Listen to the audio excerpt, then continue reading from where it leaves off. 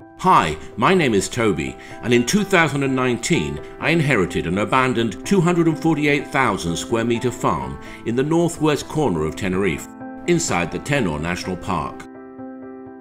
I'm now clearing 50,000 square metres of overgrowth, restoring a 100-year-old farm building, rediscovering 200,000 square metres of virgin forest, and all this in one of the best climates of the world. Follow our journey from the very start as we begin and develop this adventure, a massive project to bring useful purpose to this abandoned land. Become an active part of our dream to bring a sustainable lifestyle to this place of outstanding natural beauty.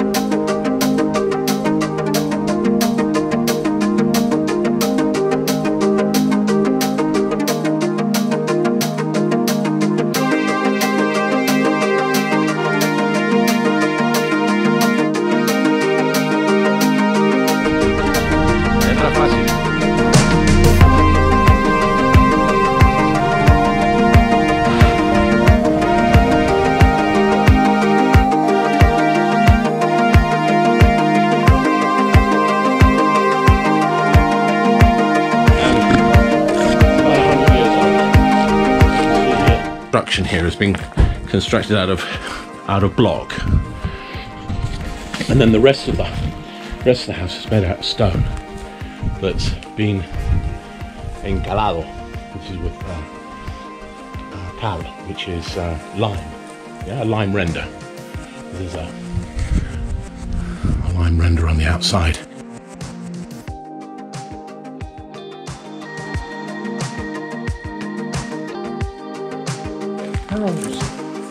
I reckon about 150, maybe between 100 and 150 years old.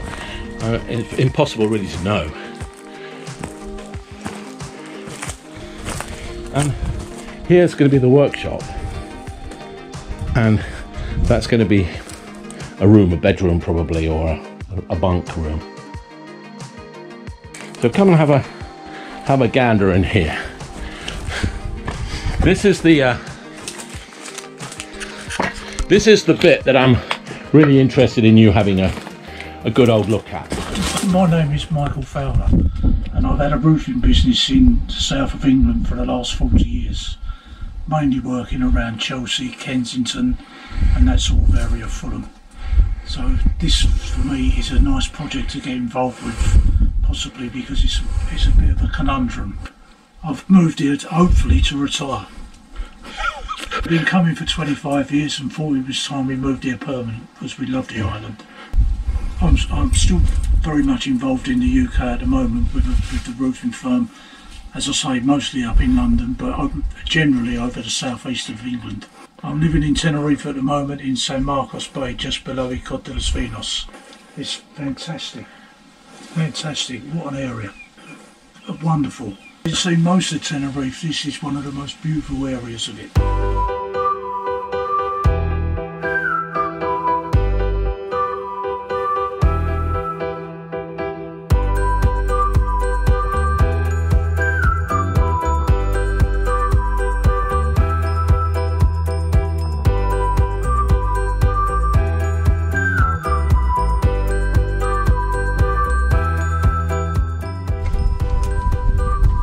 Still solid. They're still solid. They're still solid, although the beams themselves, the cross beam, had cracked. And it's cracked over there. Yeah, the purlins. The purlins, yeah. It's just a matter of rebuilding it as it was, isn't it? Oh, this is the purlin. That's the purlin through the middle, right? These are called rafters. Joyce, and these are rafters, are they? No, these are the rafters. These are the rafters, and what are these things called? They're just a batten. Batten, right, okay. So the rafter and the batten. So right. The rafters, yeah. Essentially the purlin takes any bounce, yeah, and supports it. these, because of the span, it's not a great deal. It's not too big. Are these going back? Yeah, I think so. I don't see why not, do you? No, I don't. They're all right. Yeah. Where are they from? France? They're from Marseille. It says they're Marseille. In England, a lot of them come from Holland, and they was a gift after the Second World War. They were what after the Second World War? After the Second World War, Holland gifted England loads of these tiles as a thank you. Oh, for So you to still rebuild see them. them, yeah, and they're still as good as when they was first made. Brilliant. Yeah. I wouldn't even do it in steel. I'd just put it back in timber, or maybe have a steel through the middle to bind it all together. But I wouldn't have them in steel. I can't see the point of them. I'd have them in timber again. Just make sure the timber's treated. I mean, this has taken donkeys years to go like this. Okay. And you're right, it's probably because if the outlet was this end, Yeah. it's just been running down that wall for donkeys years. Yeah. Everything's going to run from that onto that. Yeah. Then the trick is, how do you get it to run from there Away. away? So you want to build it up, I would say, either at that end or this end.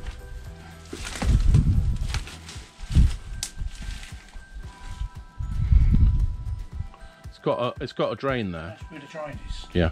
That's it. So as long as you make it from there to there, An inch higher that end. well, it's an inch in every 10 foot. Okay. So it's 33, so 3 inches higher that way. 3 or 4 inches higher that end. Right. Height, it doesn't matter, you can build it as high as you want. Yeah. It's easy to do.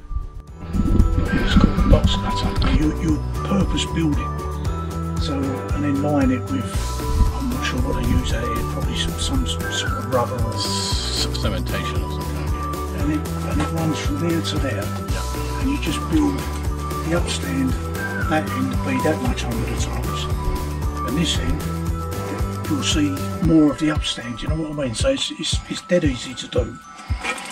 You'll see less up that end and more up this end because it's going like that.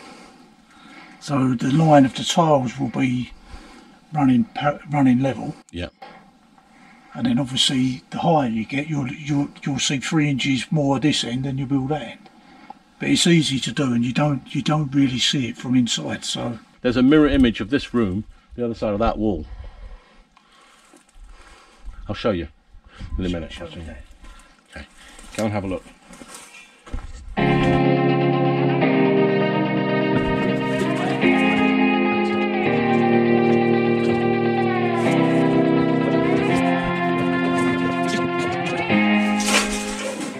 Because of the span from there to there, Yeah. that's why there's no purling, you don't need it. But on a longer span, that's when you have to put the purlins in. But it is really just to stop them from going like that, Yes. From folding in the middle. folding in the middle.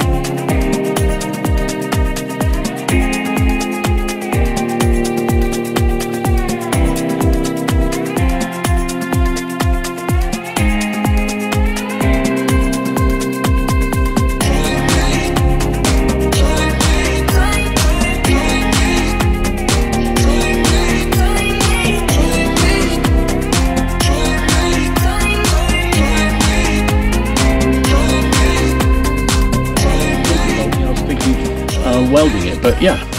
But basically where that wooden batten is now, that becomes a concrete rebar. That's it. Well, that's called a wall plate. The timber you can The see timber is called a wall plate, is it? on Yeah? that way. That's Okay. called a wall plate. So that wall plate would be concrete. And all that does is these just sit on top of that, and you fix into that wall plate. Yeah. And because the wall plate would also come down the side, yes, that the rebar would come down the side, it would pull the whole thing together and create like a steel cage along the top. Simple. Then if you then had the uprights coming out of the right centres for the rafters, Yes. and then what you would do, you would bolt the rafters to that.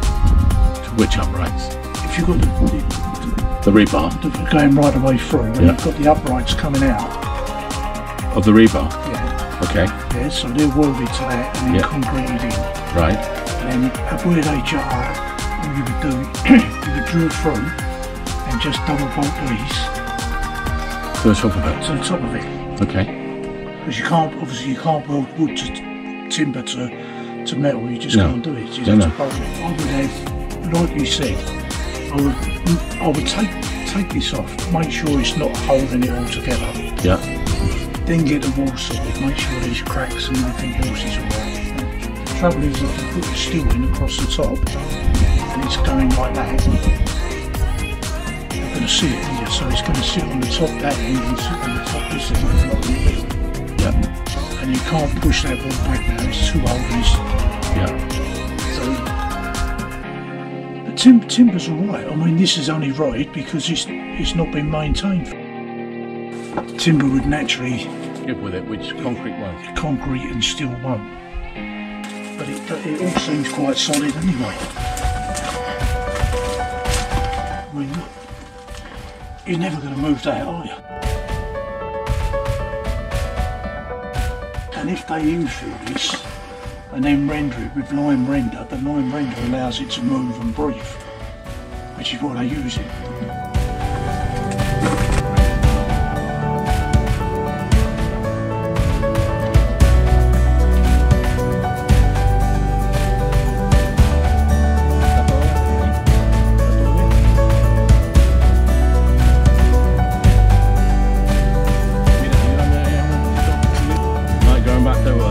Except it's warm.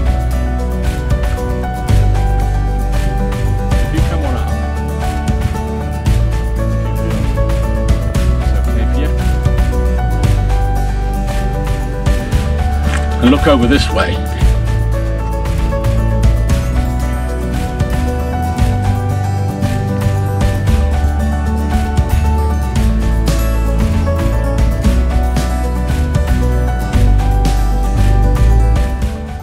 The damage it does when you get roots into anything. All of this will have to come off now and be re-concreted. I'm going to do all that shortly. Shouldn't be that difficult. No, not very difficult. The one thing that I would ask is this here. There's obviously a crack in the surface there. How would that be repaired? Just clean it out and grind it. Grind it. Just get a grinder, grind it all out, and then we'll put concrete back in. I mean, this is probably easily repairable. Yeah. Just want to make sure the roots come out. All the roots come out, yeah. But that's dead anyway. Everything's dead now. I'm going to come up here with diesel fuel and put it on all the roots anyway. Pull them all out, get them all out. And then just get it, rebuild the top, re-render it. Sort the cracks out and 2 coats of something, whatever they use out here. Epoxy resin. It seems to work. Yeah. I mean, we use a lot of it in England. This is quite simple. This is what I'm. Yeah. This one's pretty easy. This is a pretty, as you say. Not much of a problem there. Look at that view. Beautiful. Isn't that just incredible? It is wonderful. And the farm goes right up through the middle of that cleavage up there, right up there. And running diagonally across the farm, about 1/3 of the way up, which is where you're looking there, about 1/3 of the way up. You can just about see it actually. Along there you can see there's like a fire break, a line. It's not. Yeah. Well, that's about 1/3 of the farm. There's 2/3 of the farm above it. That's how big the property is. So you've got up there about 200,000 square meters of virgin forest that no one's been in for 50 years. No one. So it's just completely,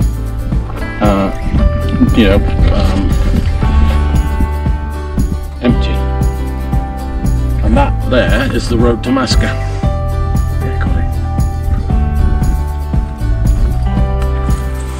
And then looking down this way, you get the valley into El Palmar, and below it, and behind this mountain, this cinder heap mountain, is El Palmar.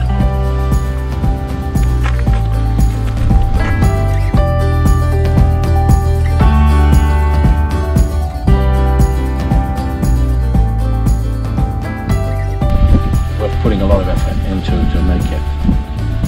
You know, I do think it is really